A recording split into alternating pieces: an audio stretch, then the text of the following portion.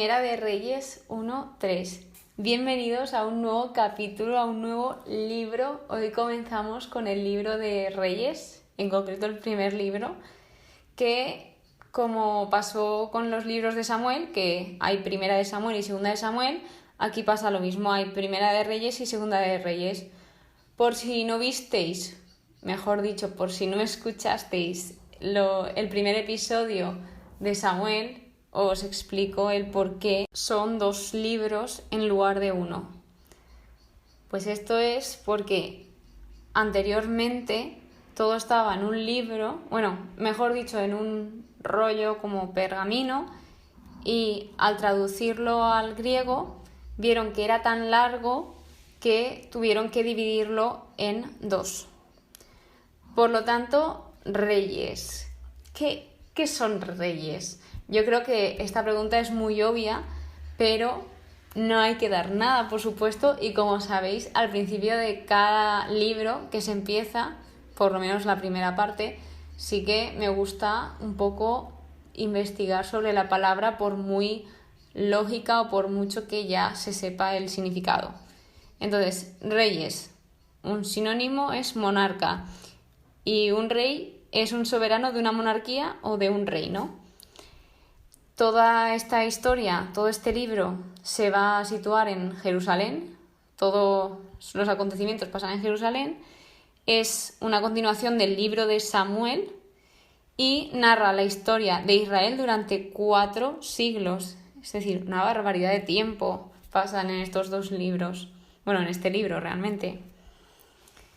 Entonces, ¿qué papel tenían los reyes en este punto de la historia? Los reyes eran los responsables de la fidelidad a la alianza, al pacto que Dios había hecho con el pueblo. Entonces ellos se encargaban de que todo funcionase correctamente y de también guiar hacia las personas y dar ejemplo, porque eran como el representante de ese pueblo. Entonces, ¿quiénes más aparecerán aquí? Aparecerán Elías y Eliseo, que son 2 profetas muy importantes y aparecen en momentos puntuales. Otra de las cosas que veremos en este libro es un desastre nacional, que esto sucede porque los israelitas habían pecado contra Dios dando culto a otros dioses, que esto no es nada nuevo, esto ya ha pasado anteriormente, ya lo hemos visto en anteriores libros que esto pasaba, que el pueblo peca. Entonces, esto les lleva a un desastre. Esto siempre es cíclico. Os contaba normalmente bastante lo que trataba ya todo el libro y era como un hiperresumen de todo lo que venía, pero yo, leyéndome el resumen que tenía para explicaros, digo, es que no lo digo porque es que si no pierde toda la gracia, es como hacer spoiler. Por lo tanto, voy a decir solo como los títulos que más o menos resumen varios capítulos, que es como que los cogen en secciones.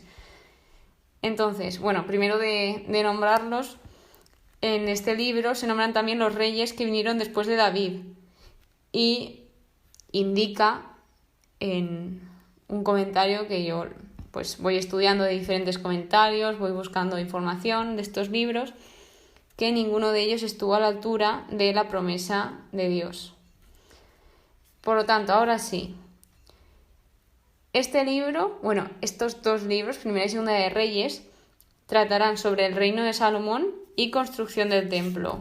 El templo que, si os acordáis, acabando Samuel, David quiere hacer un templo a Dios, pero al final no lo puede hacer. Pero esto ya lo veremos más adelante. Israel se divide en 2, que se dividirá en el sur de Judá e Israel, que el sur de Judá será Jerusalén e Israel será Samaria.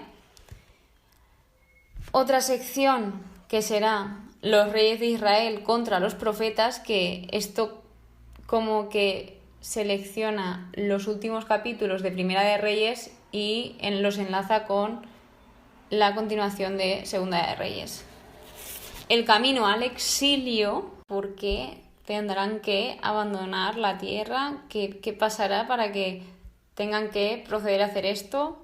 ya lo descubriremos más adelante, la desaparición de Jerusalén y el exilio a Babilonia. Habla mucho de exilio esto, pero aún no sabemos nada porque no hemos llegado a esa parte, estamos empezando y esto ya os estoy hablando de el final de Reyes, porque no sé si habéis escuchado el primer capítulo de Samuel, pero yo en los libros que son 2, que realmente eran 1, hago la introducción en el primer capítulo del libro, como si fuese un libro, vaya. Y esto es más o menos un poco el resumen de qué va a tratar este libro, estos 2 libros de Reyes. Y una pregunta que se plantea cuando ya se acaba de introducir todo este libro, dice, ¿ha terminado Dios con Israel y con el linaje de David? Y deja ahí la pregunta en el aire, que ya lo descubriremos, no tengan prisa, poco a poco. También, antes de continuar y empezaría con el primer capítulo de Reyes, se ve que en este libro se dicen los criterios que deben de tener los reyes. Y se hacen unas preguntas, que esto básicamente lo escogí y recogí toda esta información del vídeo inicial que hace The Bible Project, que son vídeos de YouTube, que lo explican súper bien de qué va a tratar cada libro de la Biblia. Y de verdad que os lo recomiendo muchísimo, ayudan un montón y los dibujos son espectaculares. Así que ya sabéis, si queréis comprender un poco más, a modo resumen, cada libro de la Biblia, ahí lo tenéis y la verdad es que duran muy poquito y te lo explican súper bien. Entonces, a lo que íbamos. Los criterios para los reyes. Se hacen las siguientes preguntas. ¿Adoran solo al Dios de Israel? ¿Libraron a Israel de la idolatría? ¿Fueron fieles al pacto? Dicen que, esto realmente sí que es un spoiler, pero ya veremos quiénes son estos reyes, que en los reyes del reino del norte, que es Israel, todos fallaron, 20 fallaron y ninguno acertó. Y los reyes del reino del sur, que es Judá, acertaron 8 y fallaron 12. No está mal, oye, no está mal, 8, ya es algo, mejor eso que nada. Luego, el rol que tenían los profetas en este libro es hablar en nombre de Dios. Eran los guardianes del pacto, se encargaban de asegurar que ese pacto siguiese cumpliéndose y desafiar la idolatría y la injusticia. Además de, obviamente, los profetas tienen ese llamado de ser luz para las naciones. Así, un poco más o menos para que os hagáis una mini idea de qué trata este libro de Reyes. No lo he comentado antes, siempre me gusta comentarlo y es hablar del autor. Sí que es verdad pues que no lo sabemos, no está claro en muchos libros, hay libros que sí que está claro quién los escribió, pero hay otros que son anónimos o no está muy claro. En el libro de Reyes, yo lo que he encontrado, y está interrogante, es que suponen que fue Jeremías, pero ahí está. Y antes de empezar con el capítulo 1 de nuevo, yo, ¿qué espero de este libro? Pues creo que va a hablar de la monarquía, obviamente, pues va a hablar de todos los reyes que han habido después de David, pero, hombre, por lo que ya os he contado y lo que he estado leyendo, como que se va a liar otra vez, va a volver como en tiempos de David y anteriores, todos peleando, o en periodo de jueces, bueno, ya veremos. Por lo tanto, ahora sí que sí, comenzamos con el primer capítulo del libro de Reyes, donde habla de la sucesión de David y cuando David ya se encuentra anciano. En uno de los estudios que he estado investigando, dice que tenía alrededor de 70 años. Esto en la Biblia yo aún no lo he visto. En este capítulo no pone la edad que tenía, pero en el estudio pone que tenía 70 años y que se veía como muy mayor, pero realmente 70 años como que no es tan mayor, pero él está tan cansado porque es como si él hubiese vivido 4 vidas. Es que toda su vida de David ha sido muy intensa, no ha parado. Yo creo que algo que también me costaba ya de leer un poco el libro de David es porque no paraba. es que siempre pasaba algo, siempre tenía algo que hacer o alguien persiguiéndole o no sé. Entonces es normal que a los 70 años estuviese ya tan cansado. Por lo tanto, aquí se le propone y se le lleva a Abisag, que es una sunamita. Dice que es una joven muy hermosa, lo dice la Biblia, pero sí que es verdad que indica que no tuvo relaciones con el rey. Iba con intención de ser concubina, la querían llevar al rey como concubina, pero finalmente no fue así. Y ahora viene cuando Adonías, uno de los hijos de David, que va después de Absalón, él se dio por hecho a él mismo que iba a ser rey. Entonces él fue a dar esa imagen, se presenta al pueblo con la imagen de un rey, y esto lo hizo mal. ¿Por qué? Porque Dios era el que determinaba quién era el rey siguiente. Es decir, no iba todo por herencia. Sí que Dios había prometido a las generaciones de David, a la familia, a la descendencia de David, que el trono sería continuo si lo obedecían, pero igualmente era Dios quien decidía quién sería el siguiente rey. Entonces, sabemos que Adonías tenía de su lado a Joab y al sacerdote Abiatar, pero estos le apoyaban porque pensaron en ellos mismos en lugar de pensar en la voluntad de Dios. Y esto es error fatal. También, por otro lado, están las personas que no apoyaban a Adonías. Y eran el sacerdote Sadoc, Benayas, creo que es, perdónenme por la pronunciación de los nombres, el profeta Natán, Semeí y la cohorte de valientes de David. Paralelamente, cuando está sucediendo todo esto, el profeta Natán fue a hablar con Betsabé, que es la madre de Salomón, y le contó lo que estaba pasando y qué debía de decirle a David.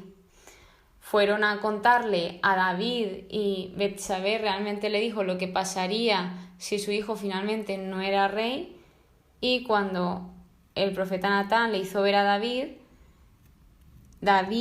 el rey, juró que sería Salomón su descendiente y que se sentaría en su lugar.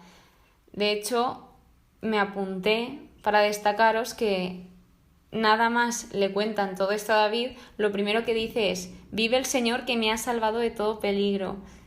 Es que me encanta la manera que David tiene de amar a Dios, ese amor que él tiene, porque siempre tiene presente el cómo Dios lo ha salvado en todo momento de cada apuro, de cada enemigo, de cada situación. Y después de que David dijese esto, llamó a las 3 personas que he nombrado antes que no estaban de acuerdo con Adonías, 3 de ellas, que eran el sacerdote Sadoc, Benayas y el profeta Natán, de nuevo. Y cuando se lo contó a estos, pues Benayas dijo: amén. Dice: así lo disponga Yahvé, Dios del rey, mi señor.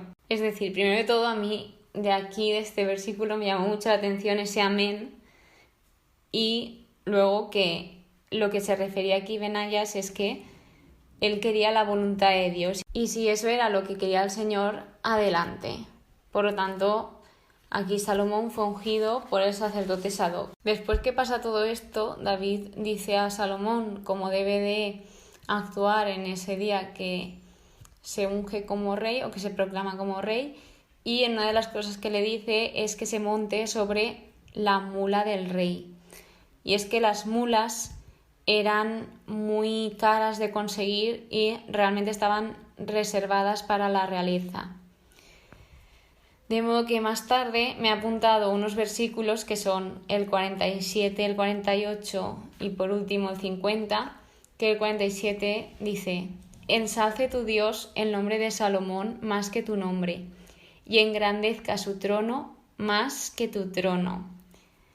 Es decir, aquí se le estaba como pidiendo a Dios que aún ensalzase más a Salomón de lo que ya se había ensalzado a David, que eso es niveles extremos, porque David ya Dios había cumplido todas esas promesas y había hecho su nombre famoso, lo había enaltecido y ahora aún más para su hijo.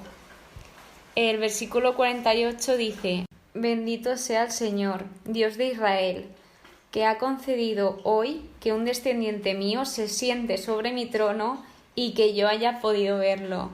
Es decir, aquí David agradecía el ver cómo un descendiente suyo estaba siendo proclamado rey delante de sus ojos, como que agradecía estar vivo para presenciar ese grandioso momento. Y ya por último, Adonías, cuando se entera todo esto, bueno, los que estaban de parte de Adonías tienen miedo y se van corriendo de su lado. Adonías le coge miedo a Salomón porque él sabía lo que había hecho y que después ungieran a Salomón y encima esto venía de parte de Dios, pues aquí Adonías tiene miedo y al tener este miedo se agarra de los cuernos del altar, que esto se ve que se hacía para encontrar seguridad. Relacionado con esto podemos ver Éxodo capítulo 21 versículo 14 que dice: En cambio, si alguien se excita contra su prójimo y lo mata con alevosía, lo arrancarás de mi altar para matarlo. Y continuando, aquí llegan a por Adonías, pero Salomón tiene misericordia de su hermano, a pesar de todo lo que había intentado hacer, que no lo había dicho a nadie, está intentando ser rey por su propia cuenta, dando esa falsa imagen. Pues Salomón tuvo misericordia de él y le dijo: vete a tu casa. Es decir, que aquí le perdona la vida. Yéndonos al segundo capítulo, este habla de las últimas disposiciones de David, es decir, de sus últimos momentos, que he señalado bastantes partes porque me parecen muy importantes para comentarlas y que también me han llamado la atención. En el versículo 2 ya le dice a Salomón: ten ánimo y sé valiente, y que se porte como un hombre. Observa, esto del capítulo 3, observa los senderos del Señor, caminando por sus sendas, guardando sus mandamientos, sus preceptos, sus decretos y normas. ¿Y con qué fin lo dice? Con el fin de que su hijo Salomón tenga éxito en todo lo que hiciese y emprendiese. Ya lo vimos en el libro de Samuel, y es que la clave del éxito es ser obediente a Yahvé, consultar a Yahvé, tenerlo siempre presente y amarlo, porque si seguimos sus mandamientos, si sabemos seguirle y dejamos que nos ayude, Él nos va a llevar por el mejor de los caminos. De hecho, Él siempre, que esto es como un auto-spoiler que os hago también, Él siempre, tú das un poquito, esa intención que tienes tú de agradar a Dios, de servirle, y es que Él te da todo. Es que es increíble el amor que Dios nos tiene.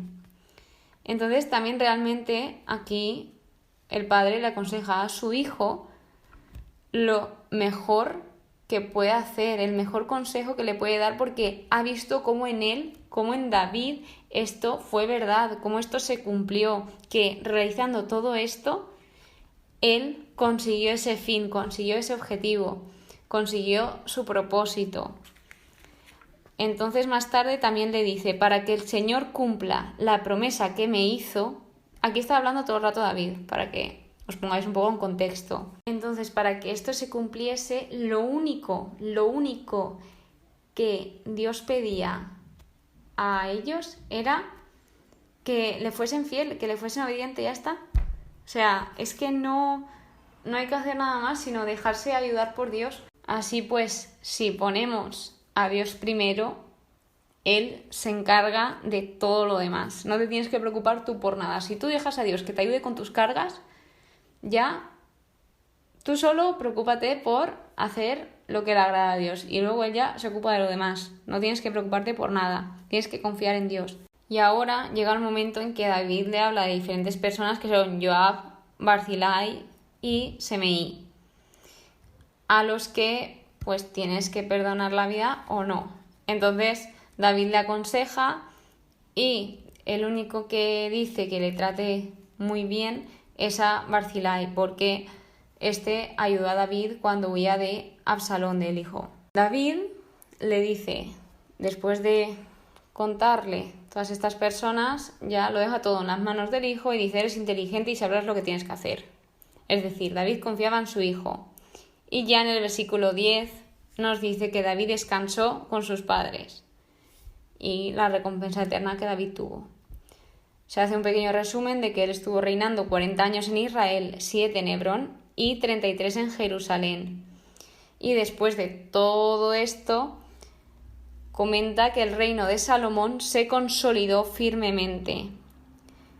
Es decir, aquí cumple la promesa que se ve en 2 de Samuel capítulo 7, de los versículos 12 a 16. Tras suceder todo esto, Adonías va a hablar con Betsabé a decirle que si le podía hacer un favor y que si le podía pedir a Salomón a Abisai, que esta era la última mujer que estuvo con David, pues ayudándole en todo lo que necesitaba.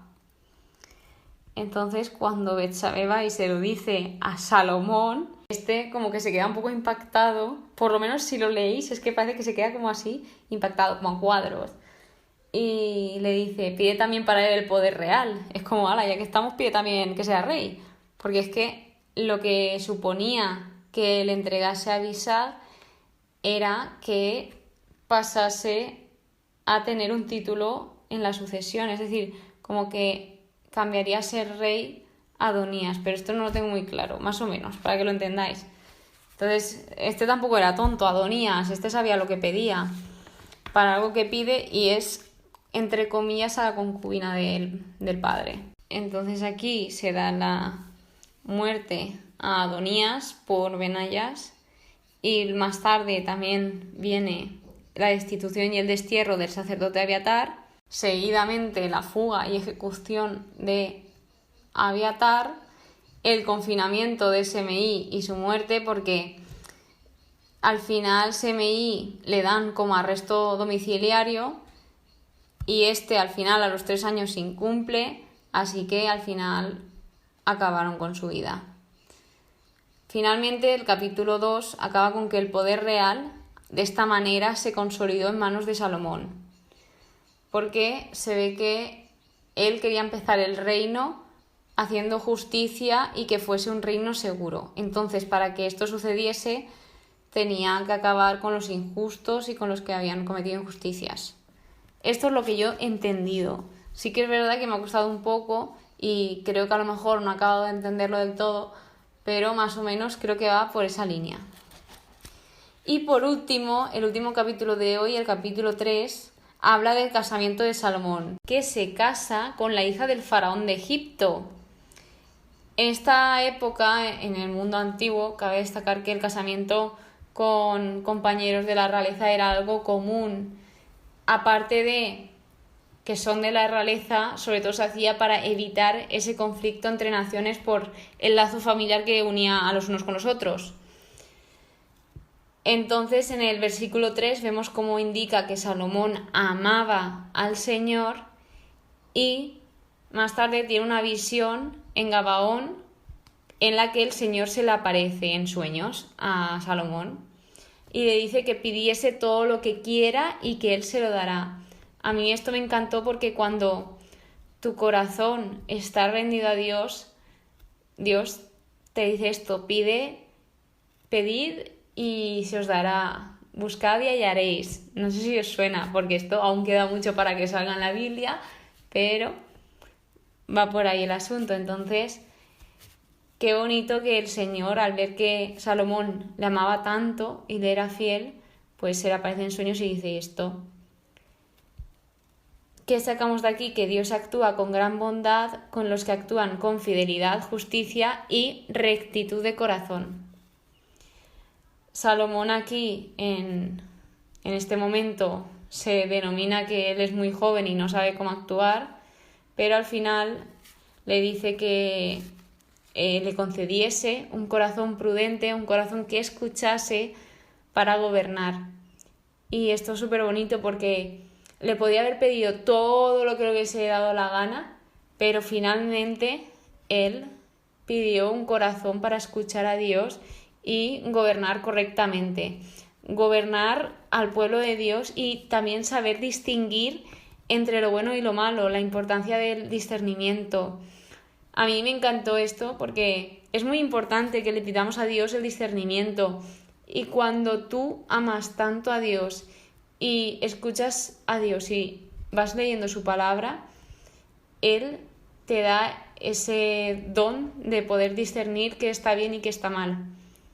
Y esto a mí se me ha demostrado porque cuanto más cerca estoy yo de Dios, con más claridad ves las cosas que están bien y estás mal. Pero conforme te vas alejando, empiezas a ver todo dudoso, empiezas a ver nublado y entonces ahí ya no sabes qué está bien y qué está mal. Por lo tanto, algo muy importante es intentar siempre, por mucho que cueste, porque en muchos momentos es muy difícil, pero intentar acercarnos a Dios y no alejarnos. Ahora os voy a leer del versículo 10 al 14 porque creo que hay mucho que aprender de estos versículos.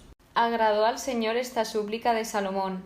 Entonces le dijo Dios: por haber pedido esto, y no una vida larga o riquezas para ti, ni tampoco la vida de tus enemigos, sino inteligencia para atender a la justicia, obraré según tu palabra.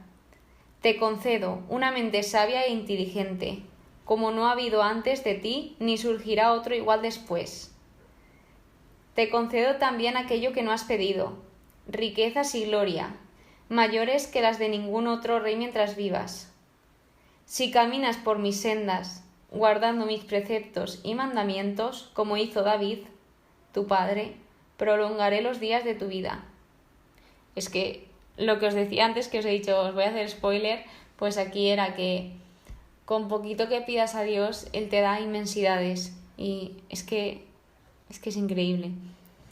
Por lo tanto, ¿qué le concede realmente Dios a Salomón? Sabiduría. Y de hecho destaca mucho por la sabiduría. Entonces ahora, el último apartado de los capítulos de hoy a mí me gustó muchísimo porque aquí se puede ver cómo Salomón pone en práctica esta sabiduría y cómo se ve que Dios cumple todo lo que le dijo a Salomón en ese sueño. Por lo tanto, aquí aparecen dos madres y ante Salomón expusieron todo lo que había sucedido. Y es que las dos mujeres vivían juntas en la misma casa y las dos dieron a luz muy juntamente, es decir, una dio un día y la otra a los 3 días dio a luz. Por lo tanto, ¿qué es lo que sucedió aquí? Que una noche durmiendo, una de las dos aplastó al hijo y lo mató. Entonces, como era de noche, se levantó a medianoche y le puso el niño muerto a la otra y agarró de la otra a su hijo vivo para ponerlo con ella. Y entonces decía que era su hijo, pero su madre sabía que no, que el bebé muerto no era suyo. Entonces fueron a Salomón a decirle todo esto y para él saber y descubrir quién era la verdadera madre, les dijo: partid en dos el niño y dad la mitad a cada una. Entonces él, viendo la reacción de cada madre, porque una dijo que sí, que lo partiesen y que medio para cada una. Es que es muy surrealista esto. Medio para cada una. Y la otra madre dijo que no, que se lo quedase la otra porque que no iban a partir al niño. Por lo tanto, al ver estas reacciones, Salomón vio quién era la verdadera madre, que obviamente es la que dijo que no lo partiesen y que por favor se lo quedase la otra.